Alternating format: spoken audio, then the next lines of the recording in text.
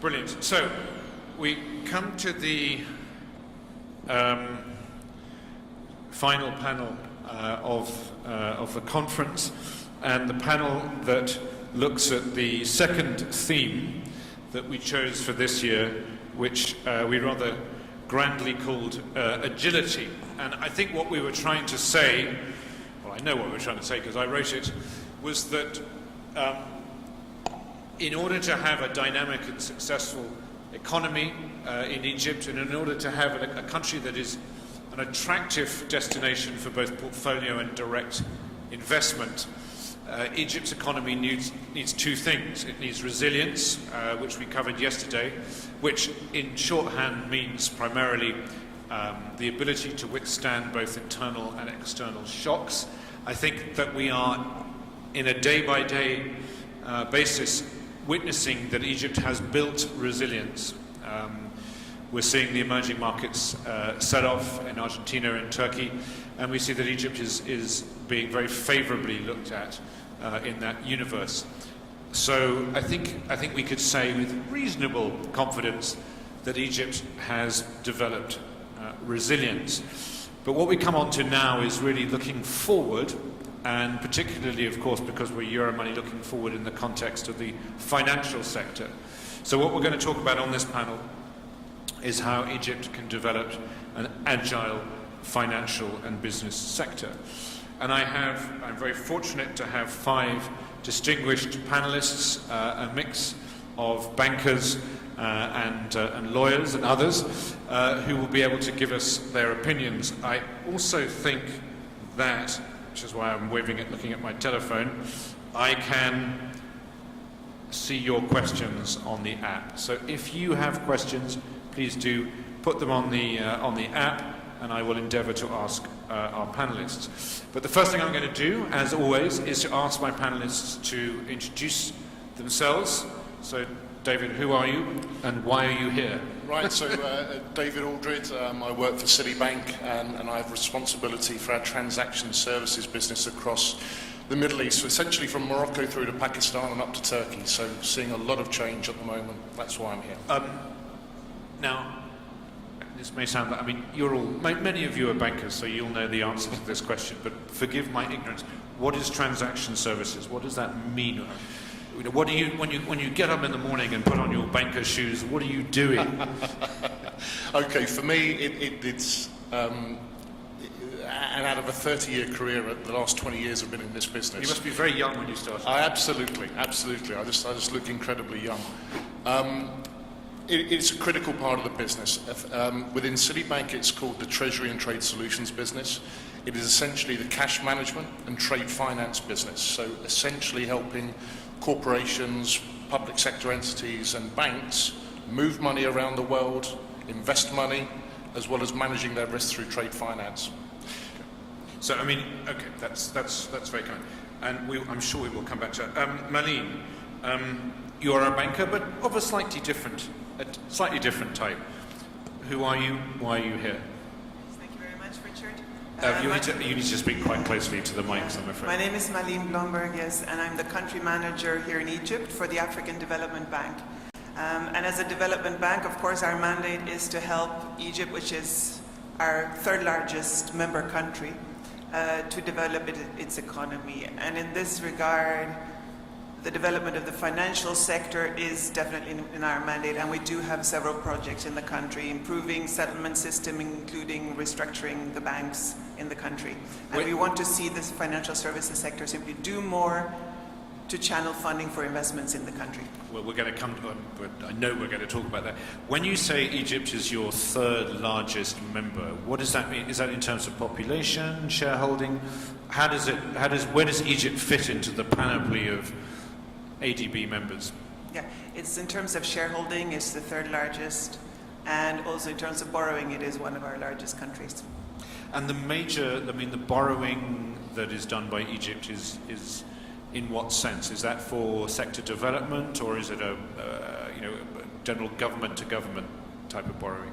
It's not like the World Bank, as it is slightly different. It's similar. We do have 2 different main kind of windows. We have our public sector window, where we provide funding directly to the government.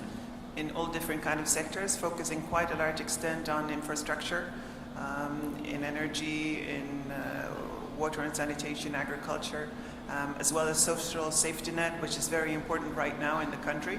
And at the same time, we also have a window for providing private sector financing directly to financial institutions or other kind of project sponsors.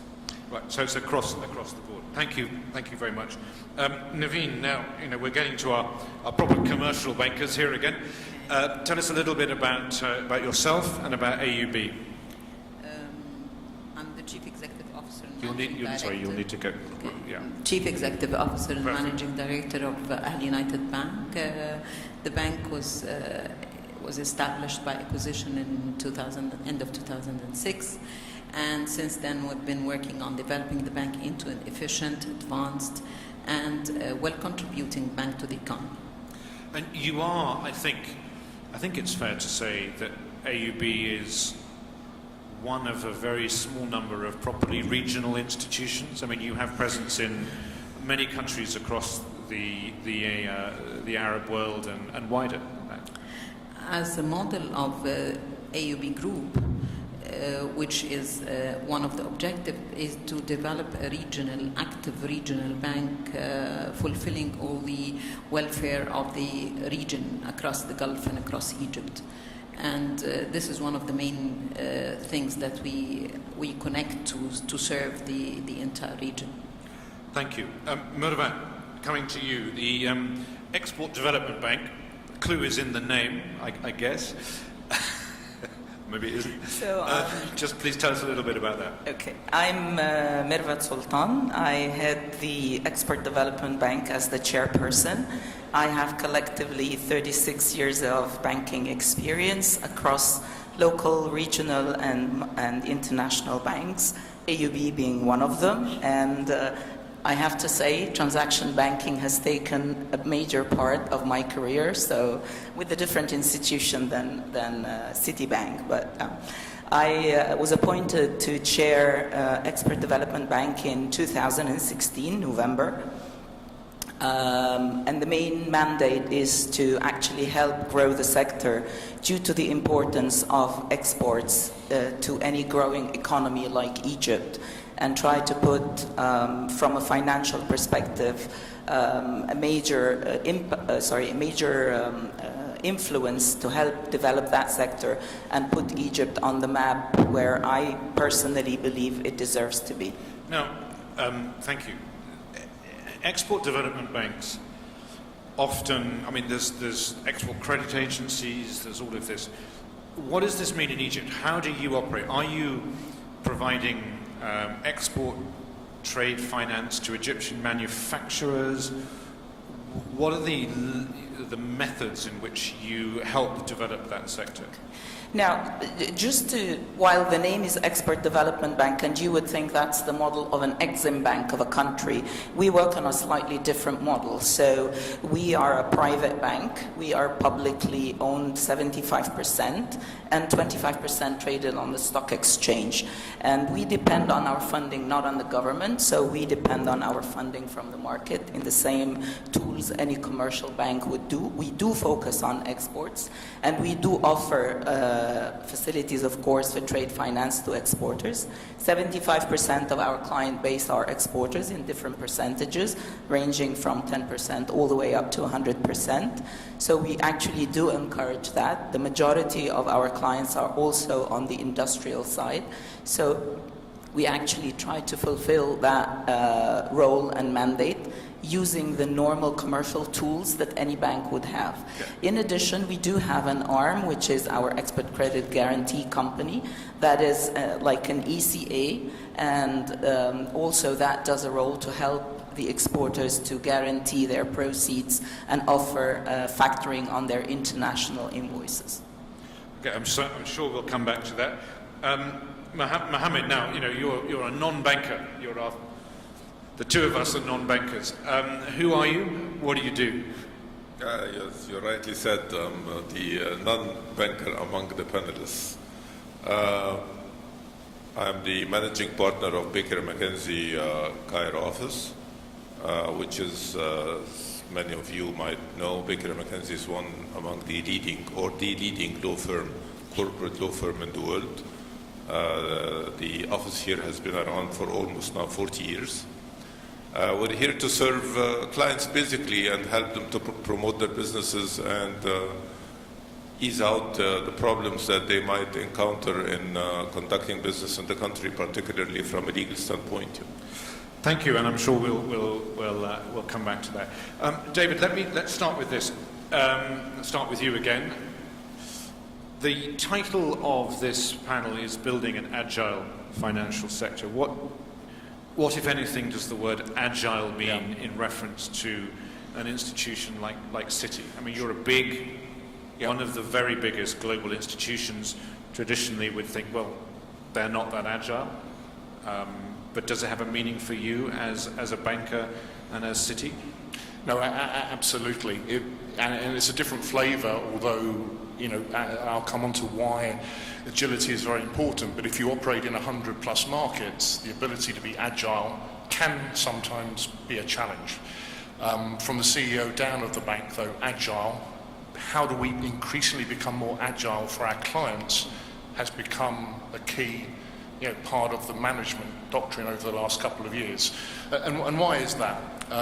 Because we are seeing business models change very, very quickly, mainly due to technology and the digital wave that is happening. So our clients are changing, okay? Also, it's not just the banks, though, because the corporates and governments alike are having to fundamentally look at their models. We talked a bit, you talked a lot yesterday about resilience in Egypt. Yeah. That platform has been established. So what next? How agile do you need to be to adapt to new technology? And I think a lot is often talked about transformational. Some things don't have to be transformational. I mean, that's a key part of this. It's a great conference. word. The consultants love it. They do love it. But also sometimes doing the basics right.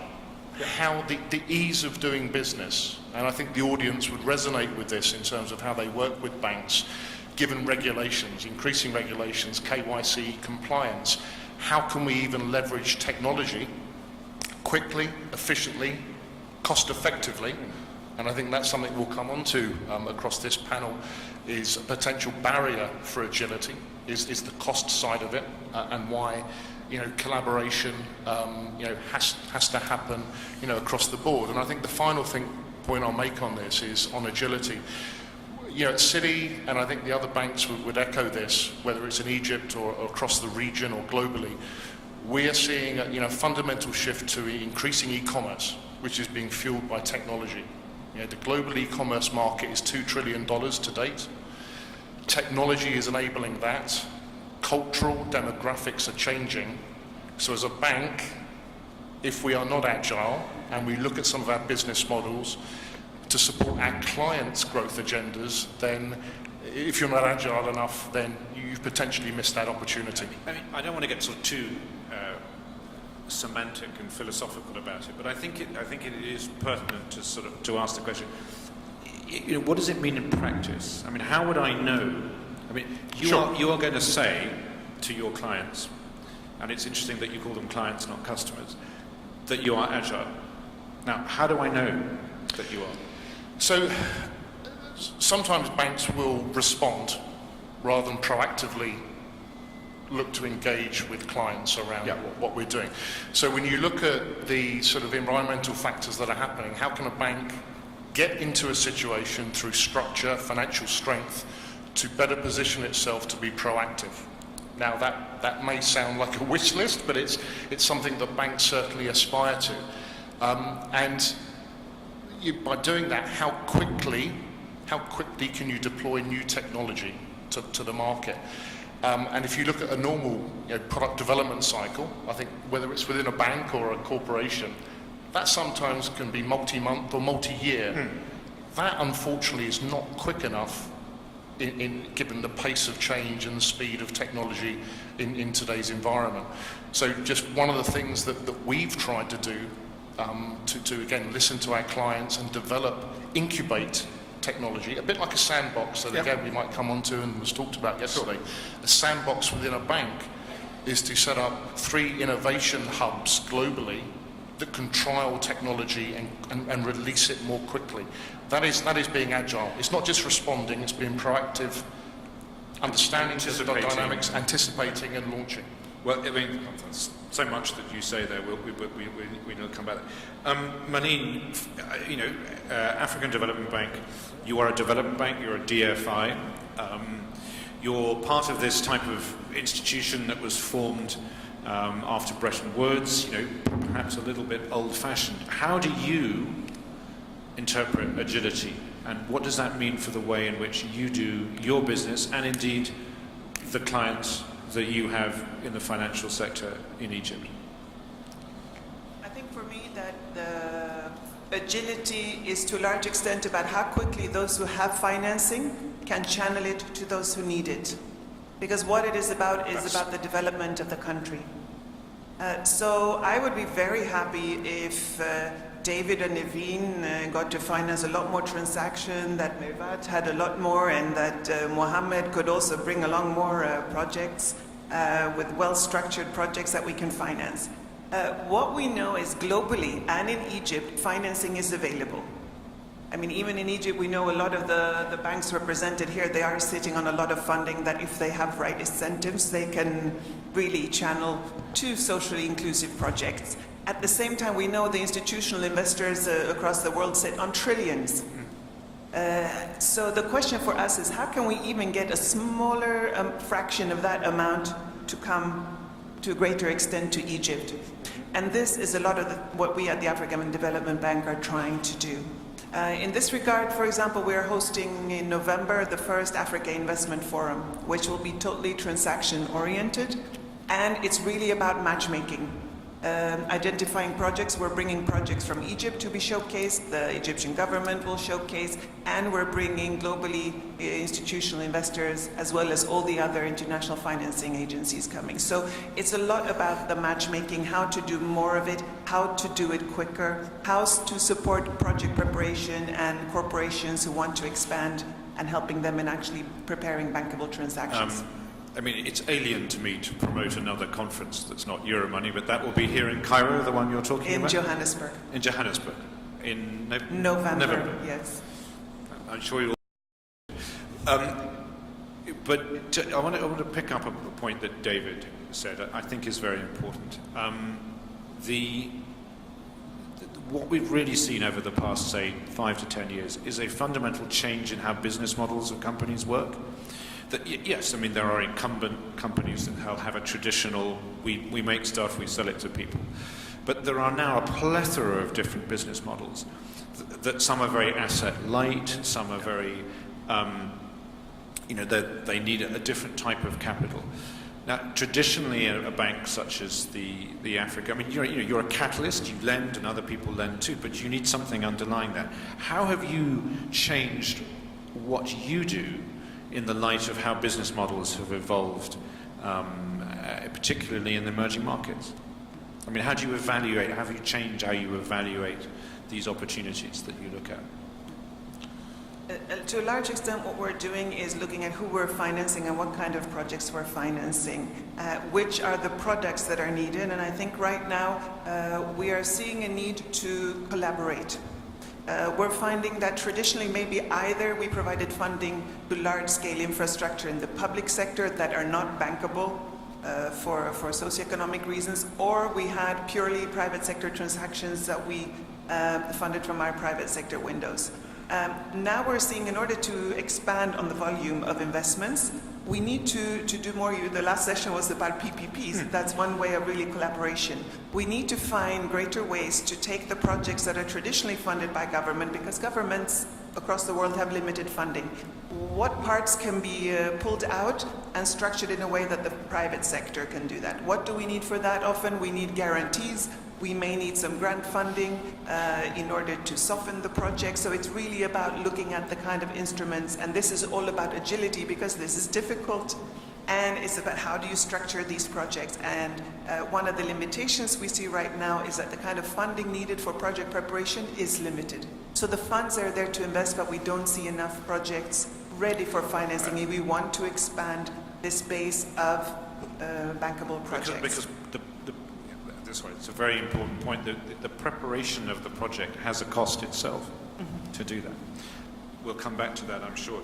Naveen, I mean, you're first of all private sector, local bankers. What does agility mean to you, and how is it important to the way that you are building the AUB business in Egypt? I think that agility for the banking sector, and specifically for AUB, means that how competent are we in order to transform most of the services that we offer into e-channels, technology-based products, in order to enable us to compete in the coming era. Because actually, it is expected that all the world, not only in Egypt, but everybody is moving towards technology-based approach in every product that they are extending. And accordingly, if you're holding your horses not to go with the direction, with the trend, then you will be out of the market. So there is no option, actually, in my opinion, that banks would or the financial institutions would not contribute to that.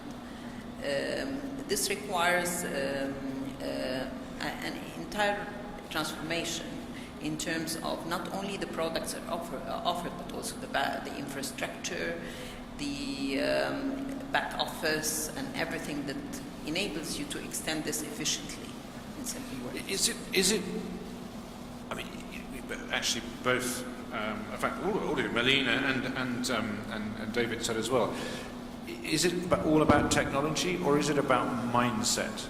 Because I mean, I think some of the accusations may be unfairly. It's not only about. If you take technology, for example, let's take some numbers to feel things. You have a penetration in Egypt for example, internet, 50%, for social media, 40%, for mobile, 66%, and that means that already there is a penetration for technology in the community. The point is that if you compare the 66%, for example, as a mobile penetration, and you compare 13%, for example, as a percentage for the use of mobile wallets, for example, you compare 2% for internet payment, then you would know that you can conclude that the market is there, the potential is there. You need to educate the market more in order to push towards this. I don't want to take, but there are methods for pushing that. Maybe this can come in a different decision. We'll come back to that. Mervat, I'm going to sort of ask you obviously the same question. What does agility mean? But again, is this how much does agility, innovation rely on technology, and how much does it rely on changing the way people think about financial services? Well, if I want to take a different angle and just put this in one sentence. Please. To me personally and to EBE, agility is a reality, a necessity, an integral activity within everything we do, from developing human capital to developing products to introducing technology to regulatory changes. It is everything. So as you rightly said, I think it is a mindset. So like we're talking about technology, newborns can use smartphones before they can talk. So that's agility. If we are not aware of this is happening, if we're not aware how the clients are responding to the changes that are happening rapidly around us, we're going to be out of business. Now, for us as a bank, I think we're quite aware of this, and when we built our strategy after coming on board, I think that was in every single pillar of our strategy, is how are we going to accommodate to the changes, whether regulatory, whether technology, blockchain, the session that was on the stage right before we took the break. It is a new technology that is definitely going to swipe a lot of our businesses. It's going to be in everything, in every angle of our lives. And it is for the better. So why not be agile enough to be able to accommodate this and be proactive and involve that in every transaction that we do? So, I mean, if I take the slightly sort of negative about banks, despite my name, traditionally banks have been, you go to a bank, the bank gives you a product. This is what we've got. Take it or leave it. And they've been a little bit, you have customers, not clients. Now, all of you, actually, interestingly, have used the word client. Does this mean that the financial sector is actually beginning to be more focused on the needs of the people to whom it provides these services? It's like, what do they need? Not what can we do, but how do we deliver a solution to these people? Is that a fair thing to say? Absolutely. Now, the way larger banks respond to that, like a bank like Citibank would be different from a bank like EBE, definitely, because of the size, the ability, the amount of money that they can spend on certain things. However, it is still the same theme. It is a customer-centric approach. So if you, like I said, if you have babies able to use mobile phones and smartphones, these are your clients in the future. So if you don't plan properly for this right from now, then in one generation time you'll probably be out of business. So it is important to realize how fast things are moving and move at a faster pace for everyone at their own size, of course. Sorry, I'd echo absolutely everything that was just said. There is then just again, one of the key things to be relevant for your client. You can develop all sorts of products that you want, but unless they are relevant and helping them, there's no point. Yeah, I mean, it's an epiphany for banks, but the rest of us have been living in that world for a long time. It's very easy to kick the banks, and I don't mean that. But I mean, I don't know, I also take the instance of my children who are 23 and 20. They are digital natives. They don't really understand the concept of a bank branch. They've never been. I mean, they have. My daughter went once. She couldn't believe it. What, you go in and you take a piece of paper. It's very different. Mohammed, I don't want to leave you out as our token non-banker here, but crucial to all of this, and particularly in relevance to Egypt, is the way that the legal and regulatory structure is set up. And in law is a lagging thing. It's difficult to create a framework, a legal framework, that doesn't have some sort of retrospective looking back. How do you create, in your opinion, a legal environment that is agile, that enables innovation, that supports innovation? Does Egypt need to change the way it looks at law? I mean, it's a big question. Yeah, let me, prior to that, touch upon an interesting coincidence. The current slogan of Baker & McKenzie worldwide is nimbleness and agility. Is that right? We didn't know that. So it entails agility, entails an expeditious move on the part of the authorities, including but not limited to the legislators, in order to understand and comprehend the problems that the entrepreneurs might be encountering while conducting business in the country, and sort out these problems in a manner that would assist them to achieve the targets that they're setting forward.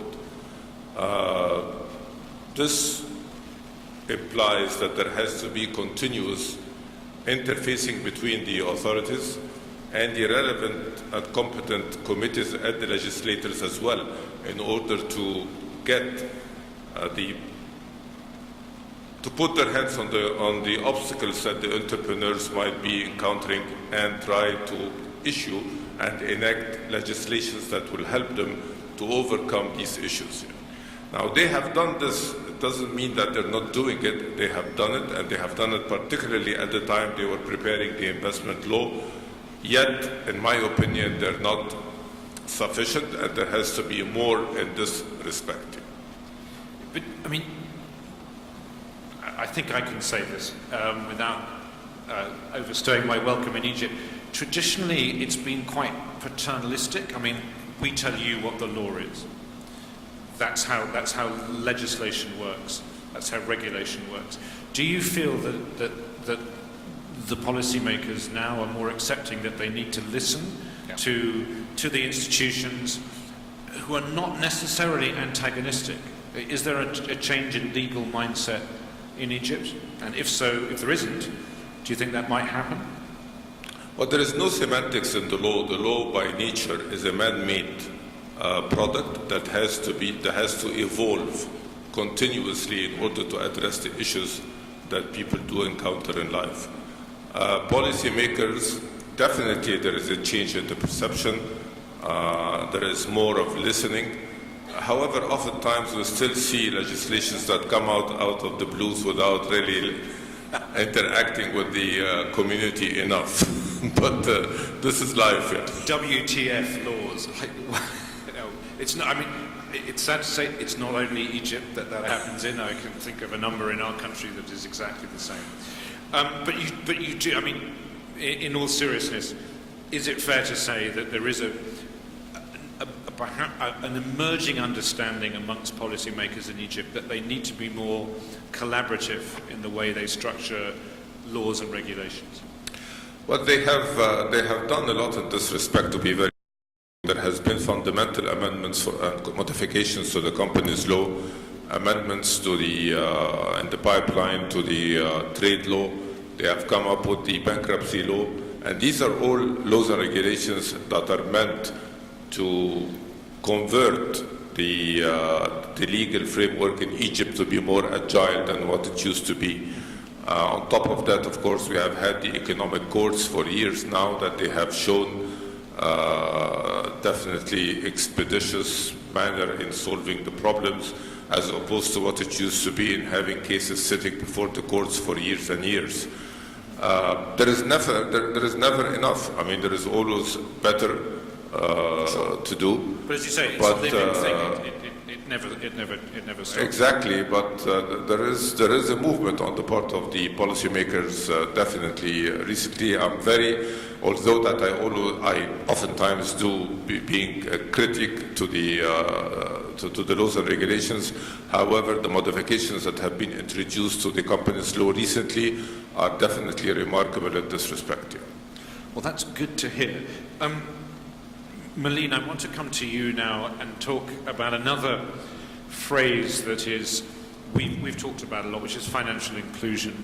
How does agility and financial inclusion, how do these two things work together, and what's the role of the ADB in building a more inclusive financial sector for Egypt? For us, of course, financial inclusion is hugely important because with the kind of economic development that we want to see has to benefit all. We also know at the same time that there are large groupings, maybe low income, who are not necessarily served even though they have needs, because potentially the transaction cost of serving them doesn't make it feasible. In this way, I think that the agility, to a large extent, especially in emerging markets and developing countries, is about leapfrogging when it comes to the technologies and other innovations. What was not feasible a few years ago may be feasible now, finding ways to handle these low incomes, such as Kenya has been on the forefront of this, that we have been closely involved in. There, the need was that they have a huge population in the rural areas who don't have cash. At the same time, many people have relatives in the cities who do have cash. And this is really the basis for the mobile payments and how a son or daughter can pay for the water bills of their parent out in the country, how small-scale farmers can find out about the prices of their products in the markets before they go, and so on. And how are you involved? I mean, what does your entity, your institution do to facilitate that? Are you lending, or is it technical assistance? How do you work in those spaces? We do a number of things. We have several projects where we're providing loans and grants to develop new products, to develop new markets. For example, we can talk about financing for sanitation for example, is something that people don't like to borrow, but there are microfinance and other institutions who are focusing on this. But what is needed is often the data, and this is where again we're looking at big data now and all of it that is more readily available. What is the data? How can we help doing the various market analysis? This is something that we do in a lot of different countries, including Egypt. We're also looking at this. So the other maybe financial inclusion that we find is very important is the youth and entrepreneurs.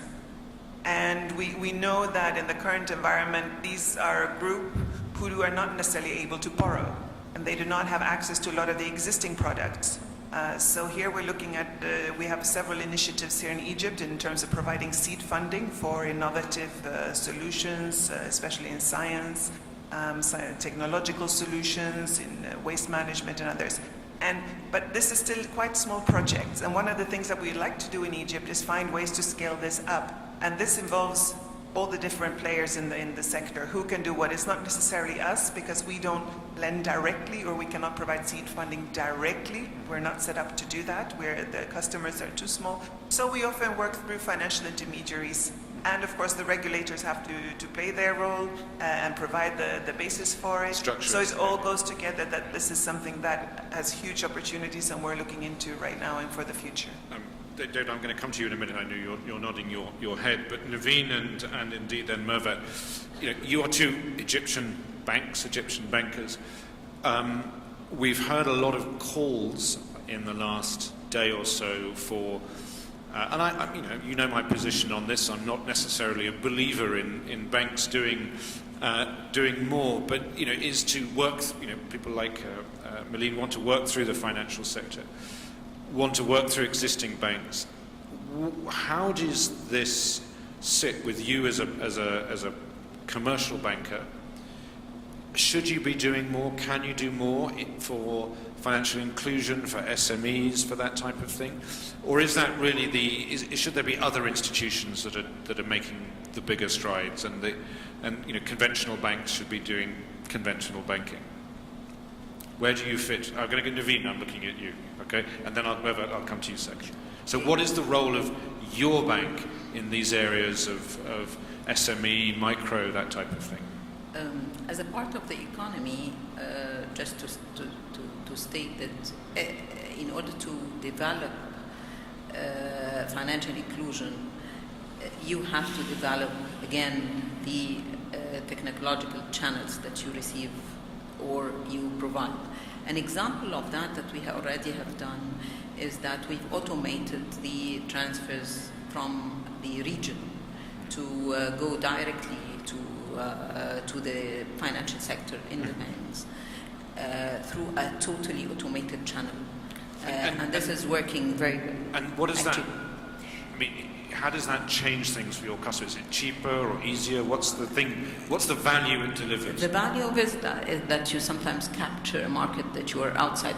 Just to tell you that the financial institutions which are not banking sectors, the institutions which are not banking, already penetrated this market and already has captured a market share which is currently larger than the market share that the banking sector is having.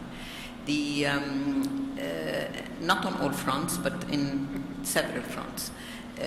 What this step can do is that it can capture and reposition us in a manner that can attract more of the lost market share. This is number one.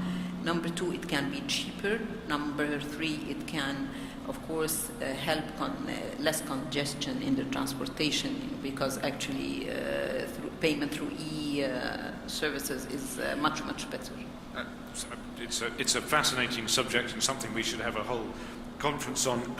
Mervat, please also talk to that subject, but there's a specific question which, to some extent, I also addressed to Naveen, which is, say, compared with David and their global, was it hundreds of huge institution, global reach, deep pockets, huge platform.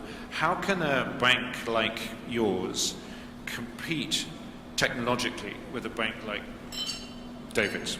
If we are quick enough and then to develop... So you and then Mervat after that. Thank you. Sorry, Karen. if we are quick enough to develop our technological base and take all the steps in several products, make connectivity and build up creatively some products which we can connect to each other in order to give the market a new dimension of that, then definitely we're going to capture a market share. And it's not about the size, actually, because you can see that most of the newcomers to the market did not exist before that. And if you take, for example, something like Kareem or Uber, you will find that this made it by technology. They penetrated the market, and they're now in a very advanced stage. So the bank or the financial institution which is going, or even not a financial institution, but can come with a commercial idea. This commercial idea is technologically based, has some ideas new that can penetrate and reach the needs of the clients, then he's going to position himself. So it's not anymore about the size, it's about smart movements. It's about outside the box thinking. All this can contribute to make you be in somewhere else rather than being big in size. And on the contrary, I see that maybe small institutions do not have to follow the models of big institutions, and they have to think out of the box to place themselves properly in the coming year. It's very interesting because David and Mervat are both nodding their heads and smiling, I think for slightly different reasons. But Mervat, yes, why don't absolutely. you... Well, David, look, sorry, Richard. For financial inclusion, it's a countrywide initiative. It cannot be restricted only to the large players, because simply, they will eat up the whole market, and they still, will have no matter how big, but also a limited ability to digest everyone. So it's everybody's role to work on financial inclusion. Part of it is the SMEs, part of it is the gender improvement on including women. For us as a bank focused on exports, it's working with clusters. There are natural clusters existing in Egypt, and we're working on trying to reach those clusters and get them to be included and help them to develop their products and help them to export more, and this will help our main mandate. And talking about the size and why I was nodding, Naveen is absolutely right, because being small is actually an advantage in this case. First of all, you don't have to follow the international model, because one size doesn't fit all. And we resolve that issue through partnerships. And whether we do that on the relationship side or the technology side, so partnering with the right partner is the key to resolving that. David, your institution is a dinosaur. You can't be competitive. The nimble Naveen and nimble Mervat could do that. But in all seriousness, okay, I'm being facetious. But you were smiling, you were nodding as well. I guess you were agreeing for slightly different reasons. Yeah, look, I think we absolutely recognise the role we play in the financial ecosystem. So we know what we can do well, and we know what we don't do well, and we know where our competitive strengths are. Okay, so I think the point that comes out and that will help solve agility is this collaboration. A number of conferences I've been at and spoken at around fintech. Do you feel challenged by fintech? Yes, I do feel challenged. The institution feels challenged. It's helping us prioritise, drive, but it also means we have an opportunity to collaborate with fintech. Even if you're a local bank, a regional bank, a global bank, you cannot develop technology as quickly as the market is moving. As a result, very good point. You have to partner with smaller companies. Now, of course, you have the regulatory challenges and you have to prioritise those.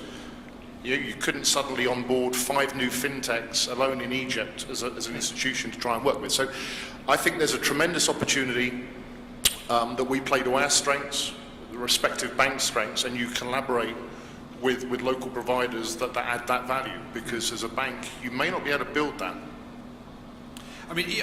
There is and again, I mean, I'm a long-term fan of City, but there was a moment pre-2008 where City was sort of trying to be all things to all people. Yep. And your strategy, for all sorts of reasons, has fundamentally changed. So is it fair to say that you view yourself as perhaps complementary to local institutions like AUB, regional and local institutions? No, that's a core part of the strategy. I think that near death back in 2008, right, it forced the bank to focus on what it's good at. And at the heart of that is network. But network is not just about branches nowadays. Yes. Branches will gradually phase out. It'll be the last bank to have a branch as everything goes digital. So how do we work in each market to develop the right strategy to support our clients? And I think I totally agree with the point on financial inclusion. Yes, it's very big around consumer, around the individual. But if you do not have the SMEs, the MMEs, the local corporates, the multinationals, if they don't have access to similar technology platforms, that financial infrastructure, then the economy itself doesn't struggle. And that's the role we try to play by taking examples of what's worked globally. Doesn't mean it's right for, say, Egypt or other countries, but it's not one size fits all. It's something that's worked. How can we adapt that? How can we take that to government and large corporations to say, can we adopt this in this market? How do we develop it? It's a fascinating subject. Mohammed, I'm going to give you the benefit. We've got 43 seconds left, and I've got Camilla sitting there giving me the look of move. So we need to be quick, but it's entirely coincidental that the Baker McKenzie strapline is nimble and agile. But I mean, traditionally lawyers haven't been like that. Your clients are sitting here. How are you changing the way that you operate your business to reflect what they need from you? Basically, understanding the industry itself. This is basically what we're trying to do. That we have to understand the ins and outs of the industry in order to serve them better and be able to put our hands and address the specific problems that they could be facing and encountering while conducting the business. But I mean, is that different from the way that you did law 40 years ago when you were established? Yes, being traditionally lawyers were not into understanding the business, the nature of the business itself. So it is different in this respect, that we comprehend the business. This is what we're trying to do. So now, for instance, at Baker McKenzie, there is no longer practice group, there are industry groups. So you get into industry. So divided by industry rather than divided by practice groups. Yeah. So the council is very, very specifically focused on financial services or banking, You just not even within. Try to indulge into getting the ins and outs of the industry to serve them better. It's a fascinating time, and I work with some of your people, so I know that you're doing that, which is great.